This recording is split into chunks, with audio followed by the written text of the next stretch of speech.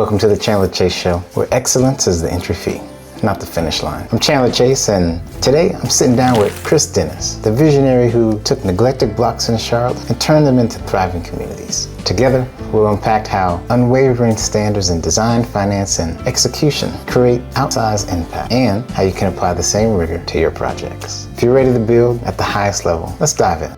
Welcome back. I just want to thank you again, Chris, for coming on. Man, it means so much. One, for who you are to me. As I was growing up and getting into the space of real estate, everyone was like, you need to get to know Chris Dennis. Right? And I'm like, who's Chris? He was like, you don't know?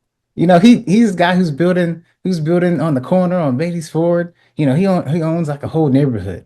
And the day I met you, I said, I wanted, you kept talking about, let's do this. You got to come join my mentorship and, go for a ride. And I teach, you're big on teaching and mentoring. And so I said, let's do it. So you gave me your number and we met the next day. And then you said, that was easy, huh? And then it was one of the best experience, really transformational for me. It was very transformational because one, for someone like yourself, who's, in the real estate space, who's broke into commercial development, that I could just, be in your presence and, and learn and have that, in conversation, hear your story, right?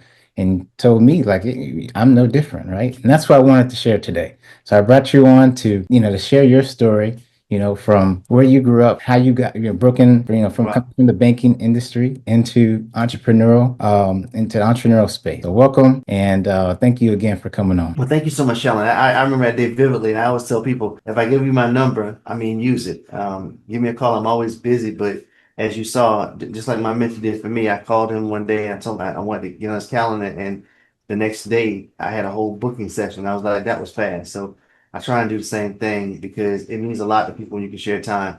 But I just tell people, up front, I am busy, but I will always take time for someone who's hungry to learn and be engaged, and definitely when they say something around community. Absolutely, and I definitely wanted to follow up when you did share your number.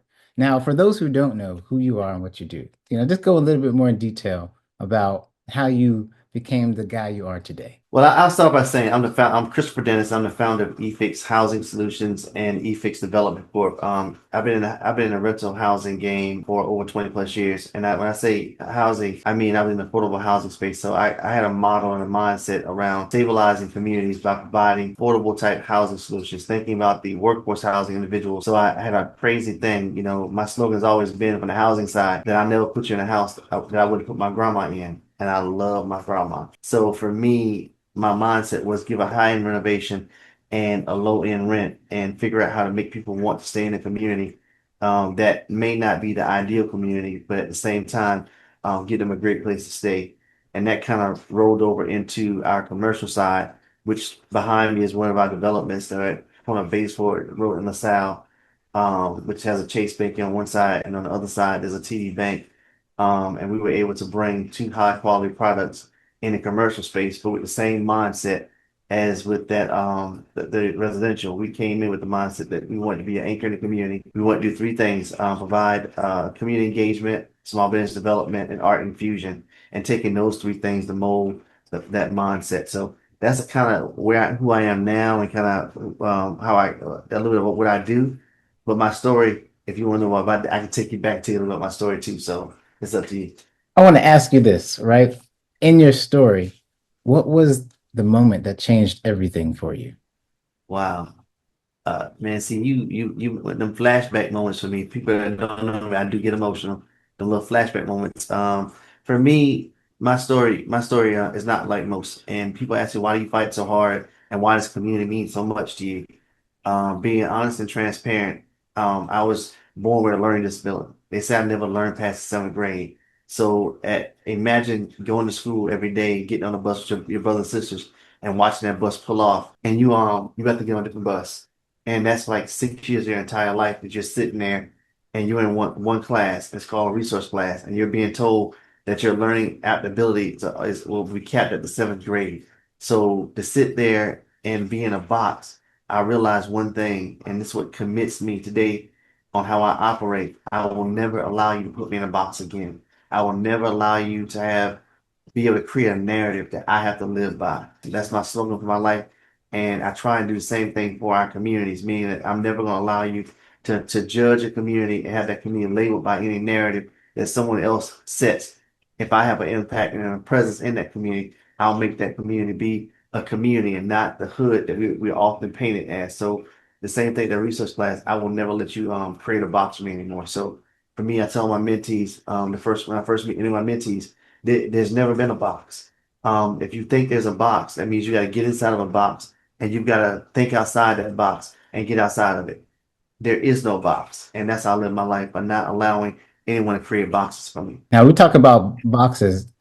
You used to work in a box, right? Uptown. How did you get out of that box? Wow. I'll tell you, I'll drop back one step before I answer that question.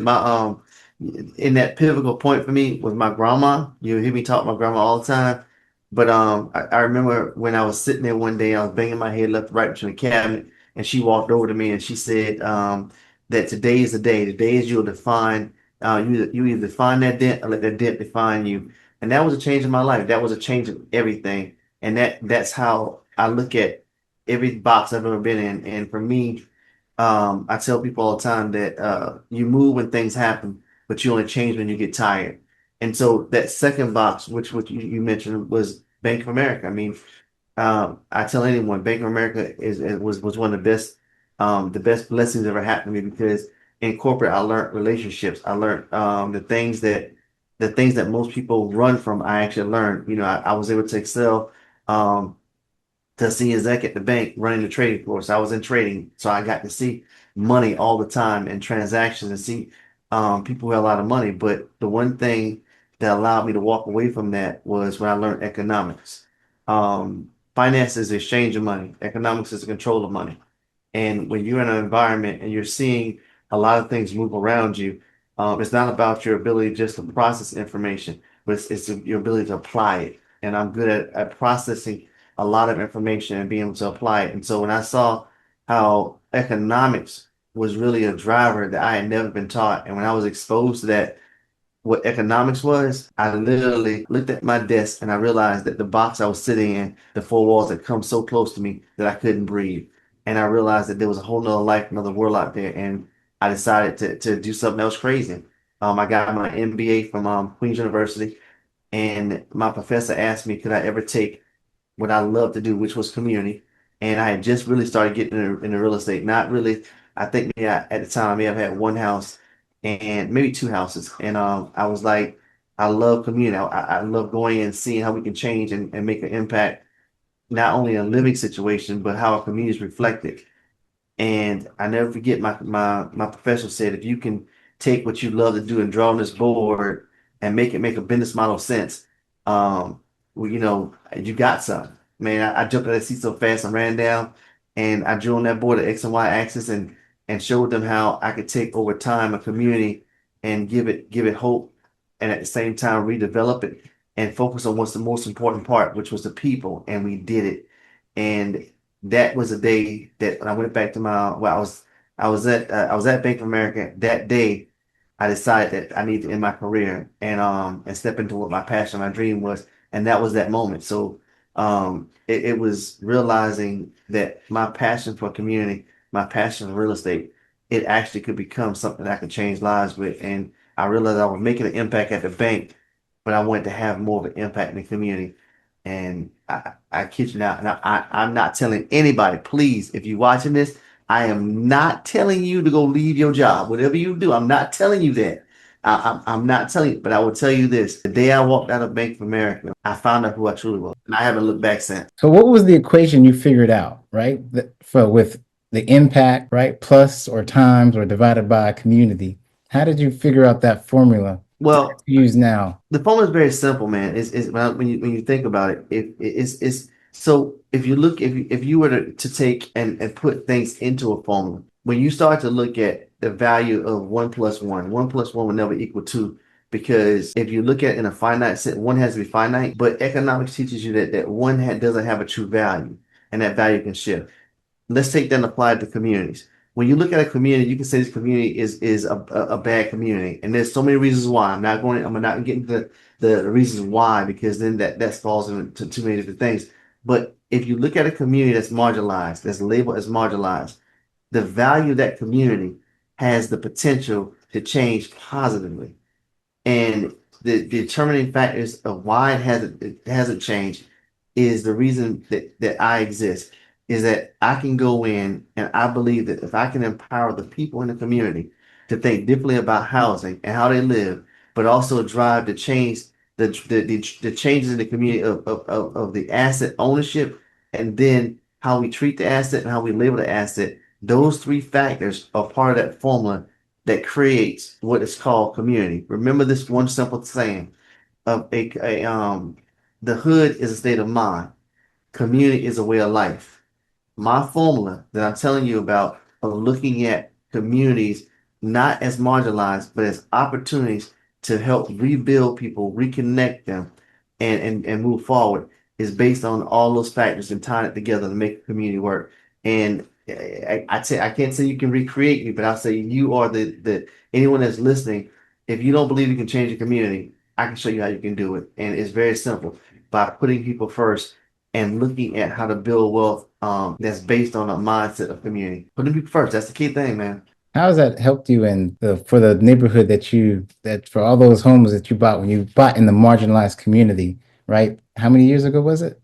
Oh man, that was back in the early I started back in the early 2000s, a little bit before that, but really seriously in 2000s when everybody thought the market was crashing, things were going crazy. Harrison Ford says always the most wealth will be created when there's blood on the streets. And I believe that. I believe that again, in the midst of chaos, you can always find opportunity. Did you figure out like from your first acquisition, right?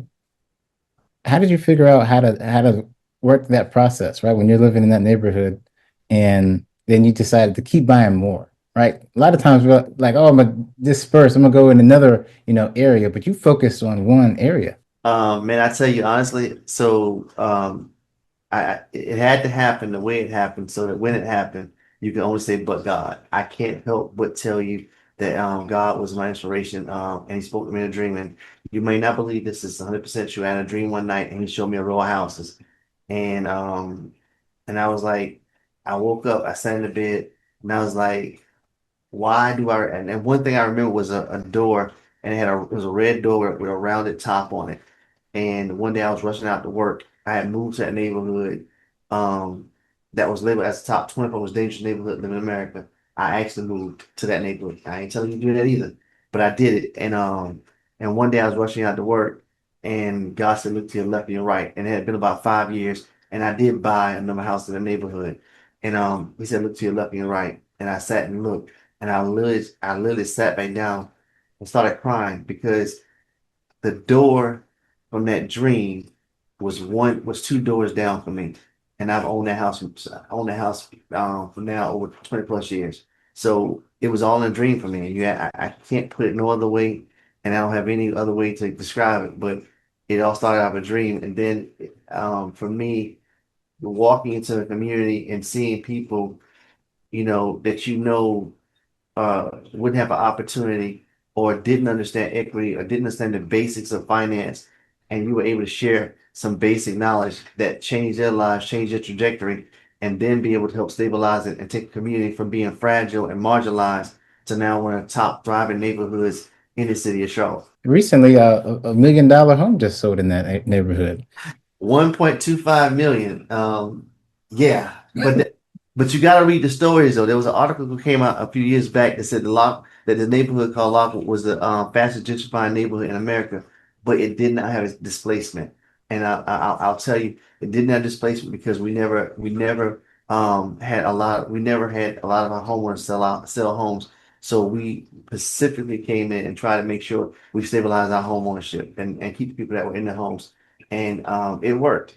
But like anything, there's always change, and that change right now we can't control. But it's at the point now where you got multiple homes selling at 1.25 million in this community. From the most dangerous community at one point, now it's $1 million plus, rising community coming. So, and that's just more. And I know I've driven through there, and there's like duplexes that are selling for 600-700 each. Just remember, there's no displacement. You got to put that in there. We did Wow. not. We had less than a 3% displacement of homeownership, and that's the story.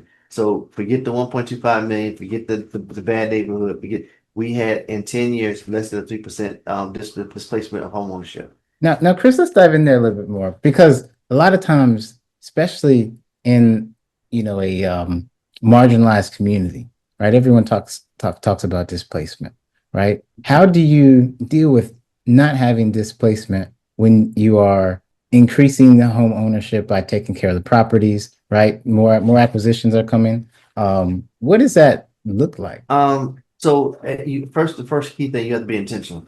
I'm very strategic and I'm tactical, and I tell anyone that you have to be very intentional about how you look at community.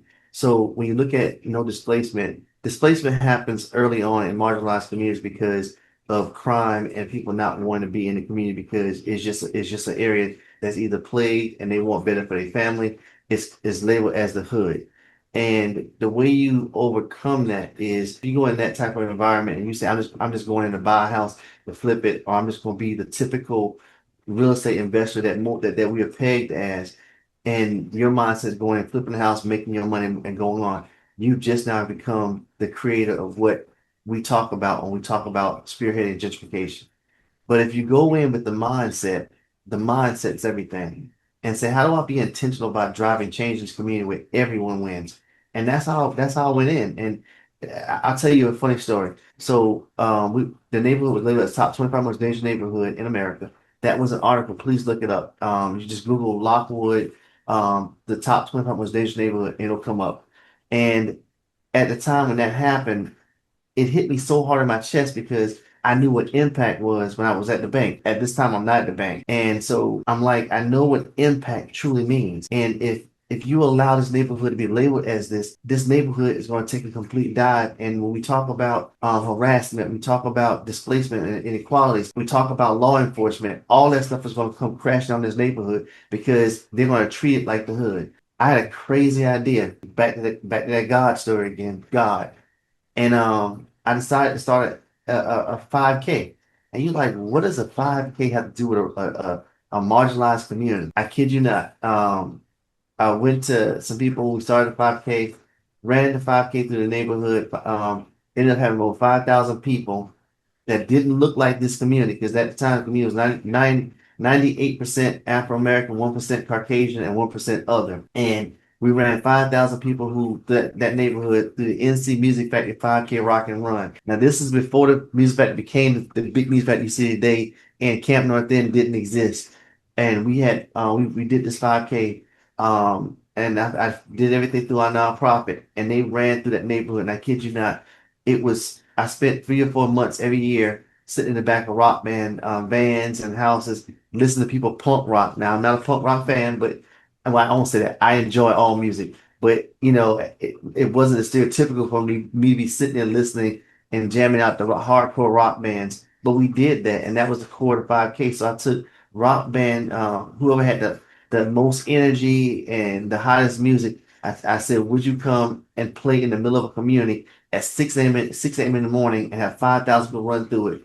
And they did it, guys. I'm telling you, it worked. It was so much shocking awe. And I remember the first day saying no one's gonna come to this, no one's gonna come to this. And I was standing at the music factory and I said no one's coming. And it was like just a whole group of people that started coming.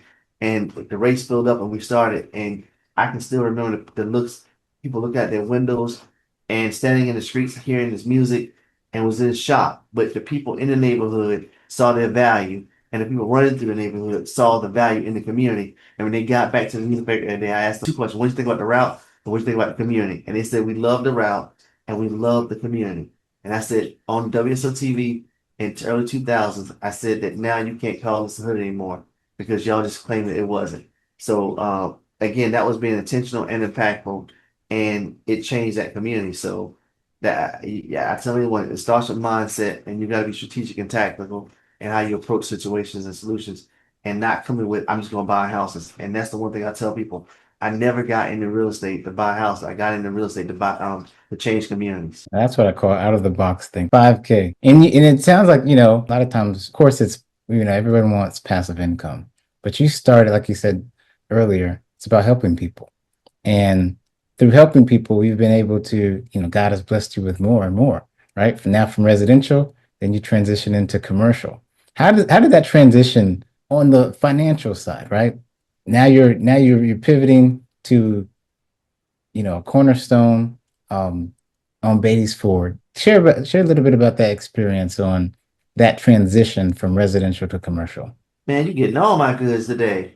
I tell you honestly, so we were no joke. I was doing the same thing I was doing in North End, buying houses. Built a large portfolio. Now I'm doing it full time. It's my everyday life. Full time father, raising a son. In my home, just me. And so uh my life was just dedicated to that. And I was actually ended up started buying houses on Baseball Road.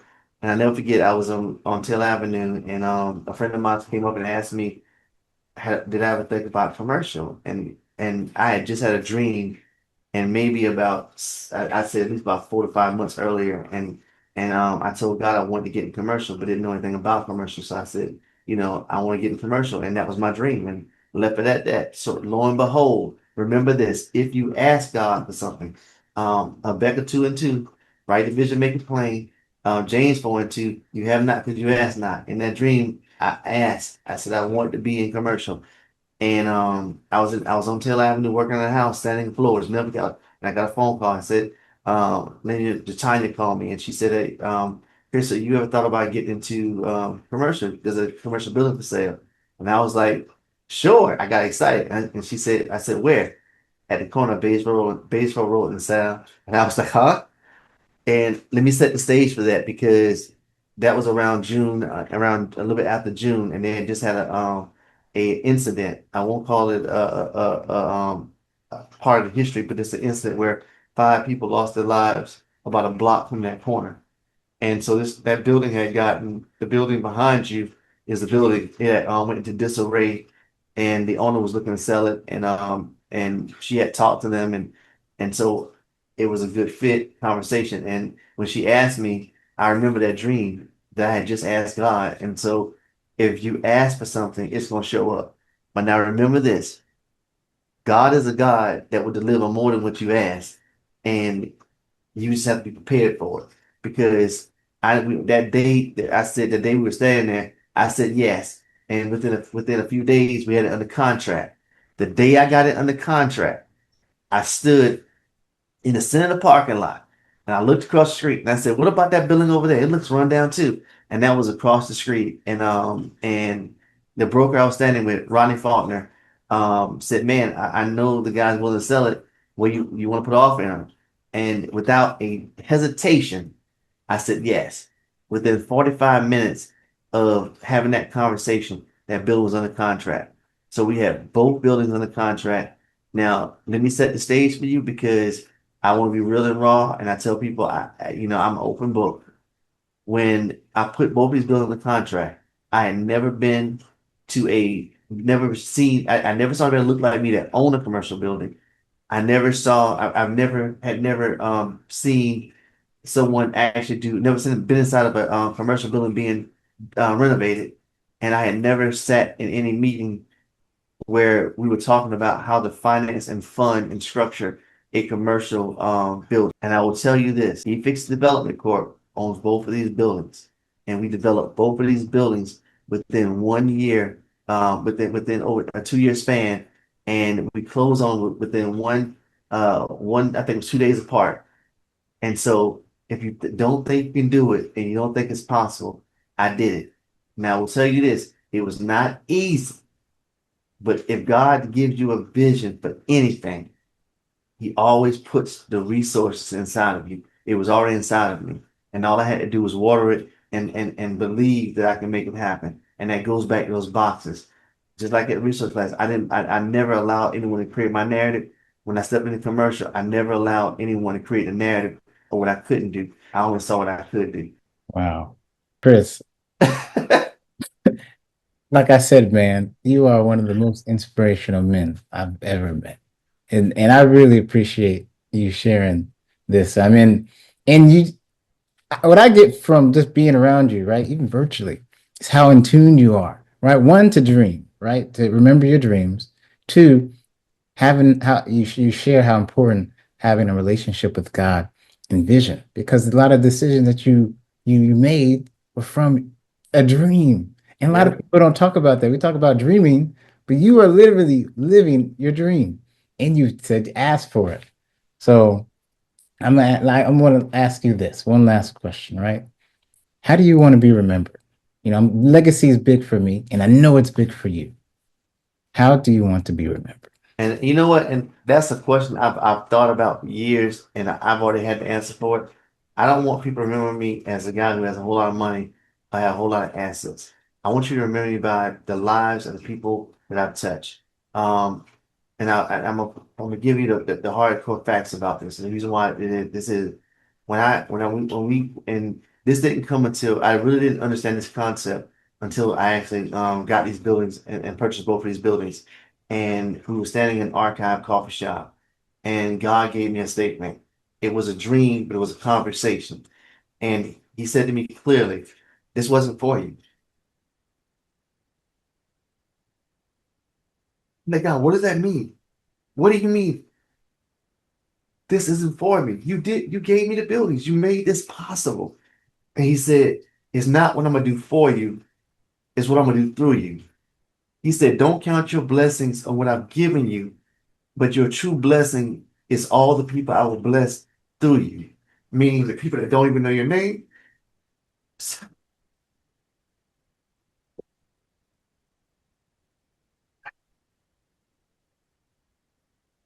I'm sorry.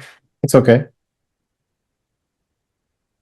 Now, man, because the reason why I said it is because this process wasn't easy, and the people that know me know how hard I had to do this. It wasn't easy, and to not have partners, and to say you own two commercial buildings with two basements is, I promise you, I was at one point I was in the hospital, and this, I mean, I talked about it with a close friend the other. No, I've never shared this story. What you got today is honestly has not been put out there yet. So I'm transparent, but I was in the hospital for like a week having heart complications because it was just that much of a lift, but I never gave up. And it wasn't until I stood in archive and sat there and saw all the lives we've been changing because of this development and all the people who started, who've seen me start, and now they're starting and they're doing things. And God said it wasn't for you. I did this so the people, I did what what I gave. It's not what I gave you. It's not what I've given you. It's what I'll do through you, and all the lives that have been changed because of that. I mean, we've got developments that has sparked people come to me left and right and said, "Man, I saw what you doing Basement Road. I'm in development now. I'm pushing it." And so I get what he was telling me. And so why I'm saying this is, if God gives you a dream and He shows you something, you have to step out on it. You have to have the faith and mindset to make the move and take the opportunity because it's not about you. It's about what will happen through you. And I promise you, you asked about, what I want to remember by.